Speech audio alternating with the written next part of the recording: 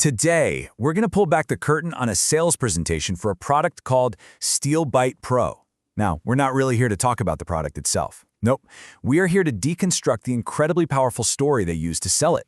Let's dive into what is basically a masterclass in persuasion. So we're going to break this whole thing down into 5 key stages. First up, we've got the hook they use to grab everyone's attention, what I'm calling a $1 million smile. Then you'll see how they build trust with the 5 familiar tips.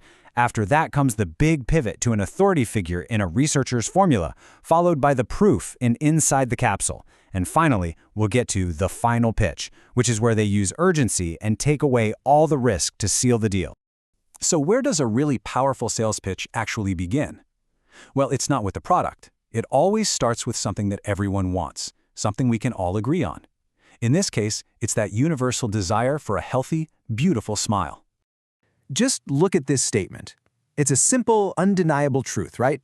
Who's going to argue with that? No one.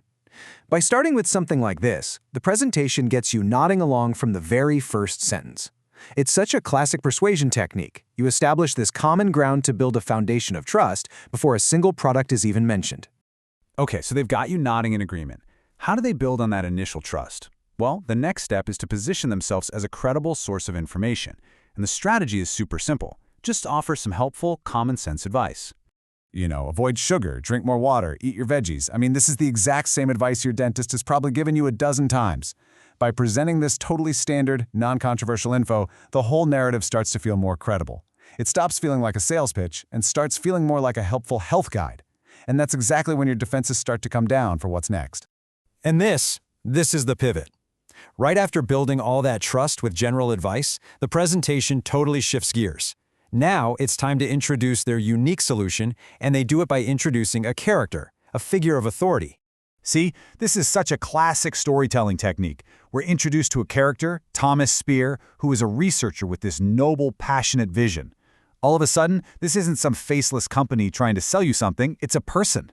That personal story creates an emotional connection and establishes a specific expert behind the formula. And you gotta pay close attention to the language here. The product wasn't just made, it was perfected after many trials. This wording frames the formula as this grand achievement, the end of a long, dedicated scientific journey. It gives the product this air of importance and effectiveness before we even know what's in it. So the stage is all set. We have our hero researcher, we have the perfected formula.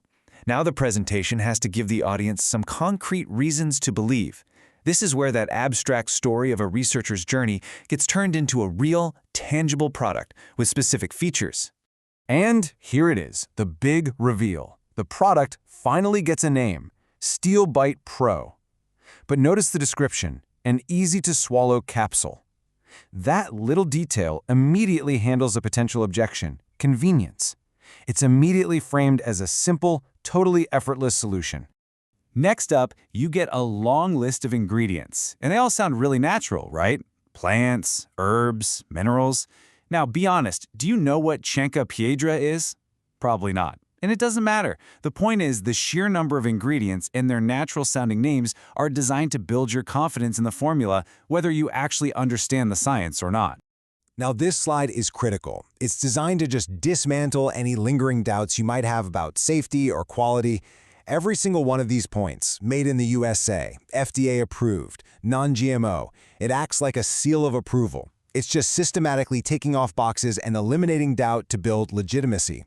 Okay, we've now reached the climax of the presentation, the big call to action.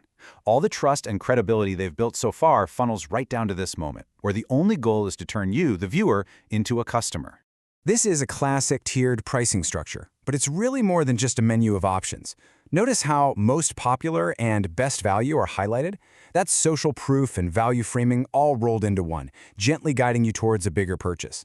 By showing the price per bottle dropping so dramatically, they make the 6-month supply feel like the only logical, financially smart choice. And this is the number they want burned into your brain, $49. This is the anchor price. By setting the best value at this price, it becomes the benchmark you compare everything else to. All of a sudden, the other options look kind of expensive, which makes the biggest package feel like an absolute steal. And then, right on cue, the pitch introduces scarcity and urgency. Phrases like today only and as long as supplies last, these are designed to trigger that fear of missing out, or FOMO. It discourages you from waiting or thinking about it too long and just encourages you to act now. The deal isn't just good, it's about to disappear. But what if you're still on the fence? There's one final hurdle to clear: the risk that the product just might not work for you. And that's where this number comes in, 60. This is a brilliant move called risk reversal. The 60-day, no questions asked, 100% money-back guarantee. It removes every last bit of financial risk from you, the customer. The message is as simple as it gets. Just try it. If it doesn't work, you lose absolutely nothing. This is so often the final little nudge someone needs to go ahead and make the purchase. So think about the journey we just walked through. It went from a universal truth that everyone agrees with to a personal story about a passionate researcher, and from some vague scientific claims all the way to a completely risk-free offer. This entire presentation is just one carefully constructed narrative. It's a powerful reminder that persuasion often has less to do with the product itself and everything to do with the story they tell. Which really leads to the big question: what is it that makes a simple story so incredibly persuasive?